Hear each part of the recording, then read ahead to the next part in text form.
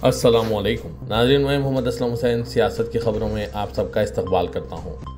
आज 17 जनवरी 2025 है। इस्लामिक तारीख के हिसाब से आज 16 रजब 1446 हिजरी है। पेश है आज की कुछ अहम खबरें। दिल्ली में बारिश के बाद ठंडी हवाओं ने मौसम को मज़ीद सर्द कर दिया है। इसके अलावा घनी कोहर ने लोगों की मुश्किलात में भी इजाफा कर दिया। आज जुमे की सुबह भी कोहर के बाद ट्रेनों और गाड़ियों की रफ्तार महदूद कर दी गई। दिल्ली आने वाली 27 ट्रेनें ताख़ीर से चल रही है। कौमी दारकूमत दिल्ली को सर्दी की लहरों से टकराने के साथ ही शहर सर्दी के असर से लड़जड़ा रहा है। शहर के कई इलाकों में धुंध छाई हुई है। दरअसल कौमी दारकूमत में हवा का मियार ख़राब ज़ुमरे में रिकॉर्ड किया गया। मरकज़ी आलूदी कंट्रोल बोर्ड के मुताबिक दिल्ली में आज जुमे की सुबह 7 बजे एयर क्वालिटी इंडेक्स 254 रिकॉर्ड किया गया। लोकसभा में अपोजिशन लीडर राहुल गांधी ने एम्स दिल्ली के आसपास सड़कों, फुटपाथों और सबवेज पर कैंप लगाए हुए कई मरीजों और इनके अहला खाना से आज अलग सुबह मुलाकात की। राहुल ने मरकज़ और दिल्ली हुकूमत पर मरीजों के तई बेहसी दिखाने का इल्ज़ाम लगाया। लोकसभा में अपोजिशन लीडर ने इनके मसाइल और शिकायत के बारे में जानकारी ली। राहुल ने इंस्टाग्राम पर लिखा, बीमारियों का बोझ, सर्दी काटना और हुकूमत की बेहसी। आज मैं एम्स के बाहर मरीजों और इनके अहल खाना से मिला जो इलाज की तलाश में दूर दराज मुकामात से आए हैं। राहुल ने कहा कि इलाज के रास्ते पर वो सड़कों, फुटपाथों और सबवेज पर सोने पर मजबूर हैं। ठंडी ज़मीन, भूख और तकलीफ़ों का सामना कर रहे हैं। उम्मीद की एक शोला जल रही है। राहुल गांधी ने कहा, मरकज़ी और दिल्ली दोनों हुकूमतें अवाम के तई अपनी जिम्मेदारियों को निभाने में पूरी तरह नाकाम रही है।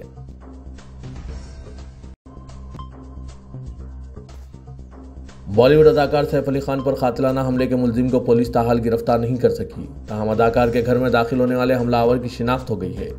सीसीटीवी फुटेज में चोर को सीढ़ियां उतरते हुए देखा गया। मुंबई पुलिस इस हाई प्रोफाइल केस को हल करने के लिए मुस्तैदी से काम कर रही है। मुलजिमीन की गिरफ्तारी के लिए 20 टीमें तश्कील दी गई है। हर टीम को मुख्तलिफ काम मिला है। पुलिस हमलावर को पकड़ने के लिए अपने मुखबिरों का नेटवर्क भी इस्तेमाल कर रही है। तफ्तीशी टीम टेक्निक की मदद भी ले रही है। हमलावर को पकड़ने के लिए हर टेक्निक इस्तेमाल की जा रही है। खबरसां इदारे के मुताबिक पुलिस इमारत की सीसीटीवी फुटेज की तहकीकात कर रही है, जिसमें चोर सैफ पर हमला करने के बाद लकड़ी की छड़ी और लंबे एक्सा ब्लेड के साथ भागता हुआ नजर आ रहा है। ये फुटेज सुबह 2:33 की है। इसमें मुलजिम का चेहरा साफ नजर आ रहा है। मुलजिम को ब्राउन कलर वाली टी शर्ट और सुर्ख गमछा पहने इमारत की 6ठी मंजिल पर सीढ़ियां उतरते हुए देखा गया।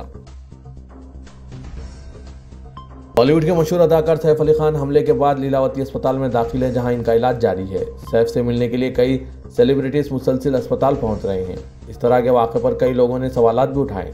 अब अदाकार की अहलिया करीना कपूर खान ने खुद इस पर रद्दअमल का इजहार किया है। अपने बयान में उन्होंने अदाकार पर हमले पर दुख का इजहार किया। अपनी पोस्ट में करीना कपूर ने लिखा है कि यह हमारे ख़ानदान के लिए मुश्किल वक्त है। हम अभी तक इस हादसे को समझने की कोशिश कर रहे हैं। हमारे ऐसे मुश्किल वक्त में मैं मीडिया और सहाफ़ियों से गुजारिश करूंगी कि वो मुसलसिल क़यास आ रहे हों और कवरेज से गुरेज करें। लेकिन मैं आपकी तशवीश और आपके ताउन की सराहना करती हूँ। लेकिन मुसलसिल जाँच पड़ताल और ध्यान न सिर्फ मुश्किल है, बल्कि यह हमारी हिफाजत के लिए भी एक बड़ा ख़तरा है। इबादतगाह कानून 1991 की कुछ अहम दफात को सुप्रीम कोर्ट में चैलेंज किया गया है। इस पर मुसलसिल समाज जारी है और इसी की बुनियाद पर मुल्क भर में मुसलमानों की इबादतगाहों को निशाना बनाने की कोशिशें हो रही है। इसे रोकने और फिरका परस्तों को इनकी जगह दिखाने के लिए कांग्रेस पार्टी ने सरगर्म रोल निभाते हुए इस कानून की हिमायत में सुप्रीम कोर्ट से रुजू हुए हैं। पार्टी ने अपनी पिटीशन में कहा है कि यह कानून मुल्क में फिरकावाराना हमआहंगी, अमन व सुकून और सलामती और तरक्की की रफ्तार को बरकरार रखने के लिए ज़रूरी है। सुप्रीम कोर्ट में पार्टी की तरफ से अर्जी दाखिल करने वाले कांग्रेस के सीनियर लीडर के.सी. वेणुगोपाल ने कहा कि यह कानून हिंदुस्तान में सेकुलरिज्म के तहफ़्फ़ुज़ के लिए इंतहाई ज़रूरी है। इसे बहुत सोच समझकर और मुल्क के आइन को महफूज रखने और मुल्क के समाजी ताने बाने को ध्यान में रखते हुए तैयार किया गया। वाज़ेह के कांग्रेस ने कोर्ट में इस मामले में मुदाखलतकार की अर्जी दाखिल की। वाज़ेह के अब इस मामले की समाअत 17 जनवरी यानी आज होगी और इससे पहले कांग्रेस पार्टी ने यह अर्जी दाखिल करके वाज़ेह कर दिया है कि अपोजिशन इत्तेहाद पूरी तरह से इस कानून के हक़ में है ताकि मुल्क के सेकुलर किरदार को महफूज रखा जा सके। मुल्क भर में एक तरफ जहां आबादी बढ़ने का शोर मचाया जा रहा है, फिरका परस्त तंजीमों की जानिब से मुसलमानों की आबादी तेज़ी से बढ़ने का हर वक्त शोशा छोड़ा जा रहा है। वहीं आंध्र प्रदेश के वज़ीर आला चंद्रबाबू नायडू ने एक ऐसा फैसला किया है कि इसकी वजह से आबादी बढ़ने का वावेला करने वालों और फिरका परस्त तंजीमों दोनों को तलवों से लगेगी और सर पे बिछेगी। चंद्रबाबू नायडू हुकूमत ने आंध्रा के तनाजुर में कहा कि अब 2 से ज़ायद बच्चों वाले ही अफराद ही लोकल बॉडी इलेक्शन लड़ सकेंगे। नायडू ने इस सिलसिले में जल्द ही पॉलिसी जारी करने का ऐलान किया। वाज़ेह कि इससे कबल उन्होंने असेंबली में बिल पेश करके 2 से ज़ायद बच्चों वाले अफराद पर इलेक्शन लड़ने और सरकारी स्कीमों का फ़ायदा उठाने पर आयत पाबंदी खत्म कर दी थी। इस पर बीजेपी समेत मुख्तलिफ तंग ज़हन तंजीमों ने काफ़ी हंगामा किया था, लेकिन नायडू ठस से मस नहीं हुए। आंध्र प्रदेश के वज़ीर आला चंद्रबाबू नायडू ने अपने फैसले में दलील दी कि रियासत में तेलुगु आबादी की बड़ी तादाद मुअम्मर हो रही है और परेशानी से निपटने के लिए हमें ज़्यादा से ज़्यादा बच्चे पैदा करने होंगे और ऐसे ही लोगों को अपने कानूनी व इंतज़ामी इदारों में जगह देनी होगी ताकि ये लोग आबादी बढ़ाने के मुतालिक पॉलिसियाँ बना सके। वज़ीर-ए-आज़म के दफ्तर ने महकमा टेलीकॉम को एक अहम हिदायत जारी की है, जिसके तहत नए मोबाइल कनेक्शन के लिए बायोमेट्रिक तस्दीक लाजमी करार दी गई है। इस फैसले का मकसद जाली दस्तावेजात के जरिए हासिल करदा सिम कार्ड्स का गलत इस्तेमाल रोकना है। जाली सिम कार्ड साइबर जराइम और मालियाती घोटालों में मुलविस होने के बाद एक बड़ा खतरा बन चुके हैं। रिपोर्ट के मुताबिक पहले सारिफिन मुख्तलिफ सरकारी शिनाख्ती कार्ड जैसे वोटर ID या पासपोर्ट का इस्तेमाल करके सिम कार्ड खरीद सकते थे, मगर अब सिर्फ आधार से बायोमेट्रिक तस्दीक के जरिए ही सिम कार्ड खरीद सकेंगे। मोदी हुकूमत ने नए साल में मरकजी मुलाजमीन को एक बड़ा तोहफा दिया है। मरकज़ ने 8वें पे कमीशन को मंजूरी दे दी। हुकूमत के इस फैसले से मरकजी हुकूमत के हज़ारों और रियासती हुकूमतों और बल्दियात के लाखों मुलाजमीन को बरारास्त फ़ायदा होगा, लेकिन इसकी वजह से महंगाई में इजाफे का भी इम्कान जाहिर किया जा रहा है।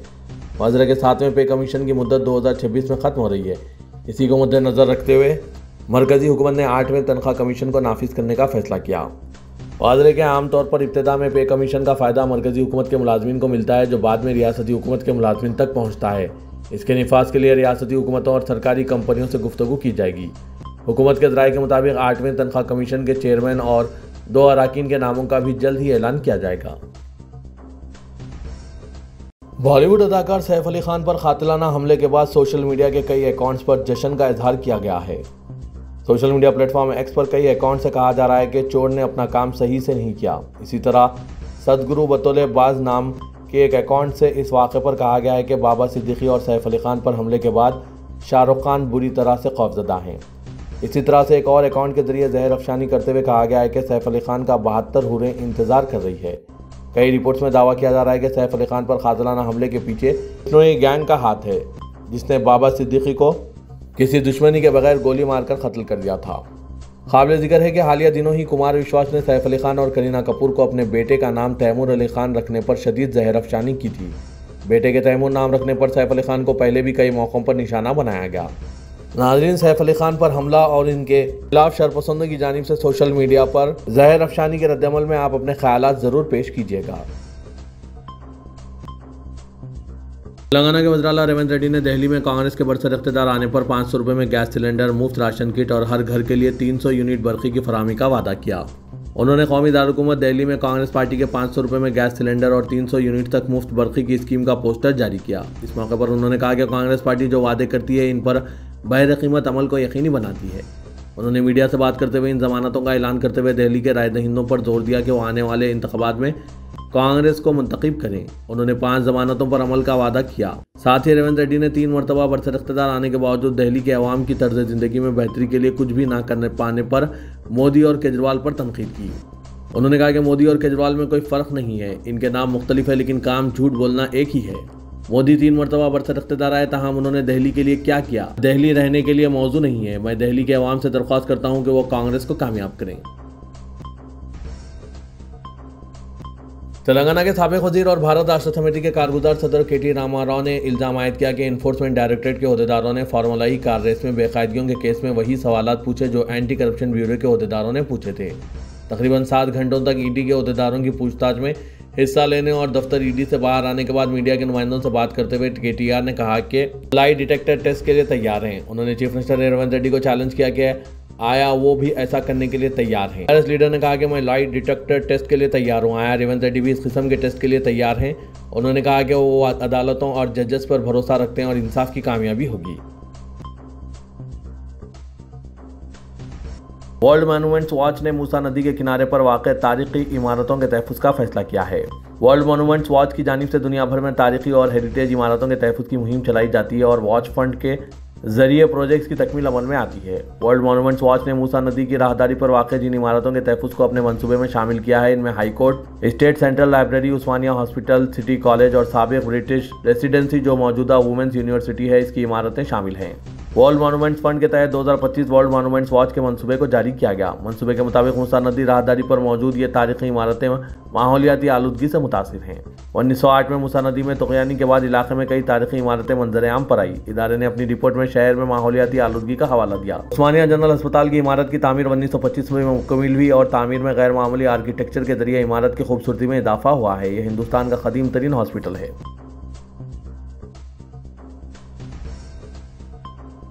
कुल हिंद सनती नुमाइश नामपल्ली हैदराबाद में जुमेरात की शाम एक बड़ा सानहा टल गया। नुमाइश में अवामी तफरी के लिए लगाए गए झूलों के जोन में यह वाक़ा पेश आया। झूले से लुत्फ़अंदोज़ हो रहे अवाम जब झूले में बैठे ऐन वक्त झूला रुक गया। ताम इस दौरान झूले में बैठे अवाम को शदीद परेशानी का सामना था। बावजूद इसके इस पर फौरी तवज्जो देने में लापरवाही की गई।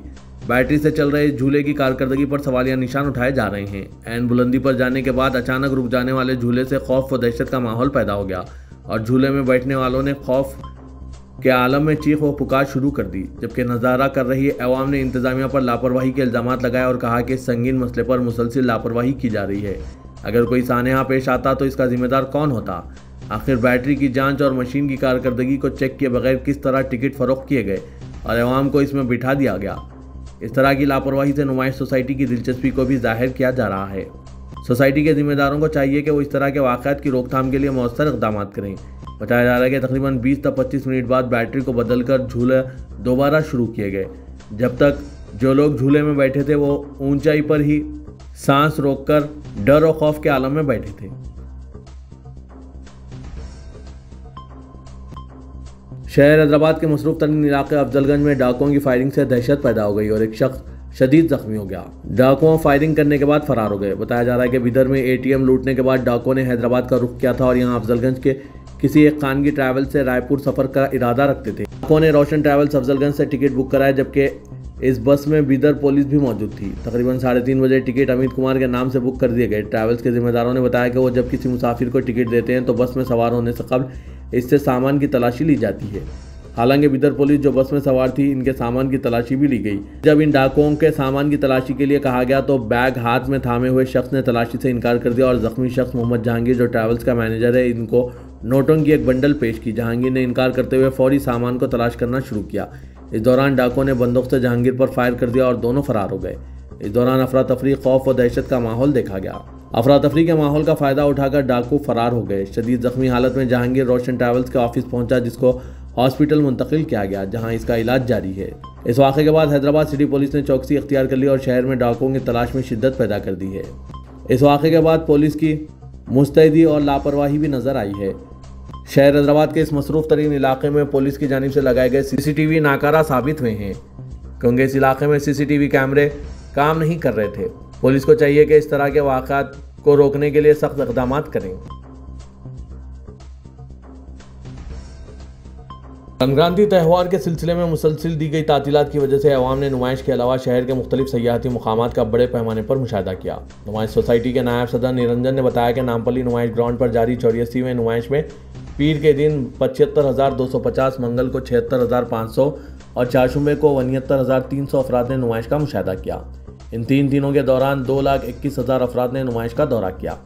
उन्होंने बताया कि 3 जनवरी को नुमाइश का इफ्तिताह हुआ। 13 दिनों के दौरान 5 लाख से ज़्यादा अफराद ने नुमाइश देखी। नुमाइश में लगाई गई स्टॉल्स पर अवाम का हुजूम देखा गया। अवाम ने बड़े पैमाने पर इन स्टॉल से ख़रीदारी भी की।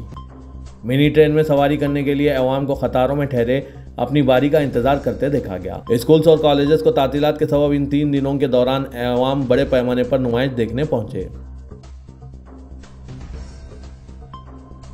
वज़ीर रेवंत रेड्डी ने नई दिल्ली में 3 मरकजी वज़रा से मुलाकात की। यहाँ जारी करदा सरकारी प्रेस नोट में बताया गया कि चीफ मिनिस्टर ने मरकजी वजीर हैवी इंडस्ट्रीज HD कुमारास्वामी से मुलाकात करते हुए शहर हैदराबाद में तमाम बसों को यानी 100% को इलेक्ट्रॉनिक बसों में तब्दील करने में मदद की अपील की। मुलाकात के दौरान चीफ मिनिस्टर ने मरकजी वजीर को मतला किया कि रियासती हुकूमत ने पहले ही ME ड्राइव स्कीम में GCC तरीक़ेकार के तहत बसें अलाट करने की ख्वाहिश करते हुए मरकजी हुकूमत को तजावीज़ रवाना कर दी है। वज़ीर आला ने कुमारास्वामी को बताया कि मौजूदा डीजल की बसों को इलेक्ट्रॉनिक बसों में तब्दील करने के इक़दाम किए जाएँ। रेवंत रेड्डी ने मरकजी वजीर से अपील की कि हैदराबाद के लिए मरकजी हुकूमत की जानिब से 2800 बसें रेट्रो फिटमेंट मॉडल के तहत जीसीसी के साथ अलॉट की जाएं। वजीर ट्रांसपोर्ट पूनम प्रभाकर, रियासती उजरा एन उत्तम कुमार रेड्डी, पी श्रीनिवास रेड्डी, नलगुंडा और महबूबाबाद के अरकान पार्लियामेंट रघुवीर रेड्डी, बलराम नायक दूसरे इस मौके पर मौजूद थे। तेलंगाना के वज़ीर-ए-आला रेवंत रेड्डी जुमेरात की शाम कौमी दारकूमत नई दिल्ली से 6 रोज़ा दौरे पर सिंगापुर और डॉस के लिए रवाना हो गए। सिंगापुर में वो सरमायाकारों से मुलाकात करेंगे और रियासत में तामीर किए जाने वाले स्टेडियम्स के उमूर के सिलसिले में सिंगापुर स्पोर्ट्स यूनिवर्सिटी का दौरा करेंगे। बाद अज़ां स्विट्ज़रलैंड रवाना होंगे और वो डॉस में आलमी मुआशी फोरम के इजलास में शिरकत करेंगे। हुकूमत ने एक बयान में कहा है कि रेवंत रेड्डी सरमायाकारों को राग़िब करने के लिए मुख्तलिफ तिजारती इदारों के जिम्मेदारों से मुलाकात करेंगे। अकबरुद्दीन अवैसी क़ायदे मजलिस लेजिस्लेटिव पार्टी ने अफजलगंज में लुटेरों की फायरिंग में जख्मी जहांगीर की जुमेरात की रात देर गए इयादत की, जिन्हें प्रिंसेस असरा अस्पताल में शरीक करवाया गया। अकबरुद्दीन अवैसी ने डॉक्टरों को हिदायत दी कि वो खानगी ट्रैवल्स के जख्मी इस मैनेजर के इलाज में कोई कसर बाकी ना रखें। उन्होंने डॉक्टरों से जख्मी जहांगीर की सेहत के बारे में भी तफसीली मालूमात हासिल की। जुमे की सुबह शहर हैदराबाद के शेखपेट इलाके में मौजूद डी मार्ट से मुत्तसिल फर्टिलिटी सेंटर में एक बड़ी आग लग गई। आग इस इमारत में एक स्टडी सेंटर और रिलायंस ट्रेडमार्ट्स की तरफ से तेजी से फैल गई। वाक़े की इत्तला मिलते ही फायर टेंडर्स ने मौके पर पहुंचकर आग पर काबू पा लिया। वाक़े में कोई जानी नुकसान नहीं हुआ। हुकाम की जानिब से आग लगने की वजह का अभी तक पता नहीं चल सका है। जुमे की सुबह डी मार्ट के बाजू फर्टिलिटी सेंटर में आग लगने के वाक़े पर इस इलाके में सनसनी फैल गई थी।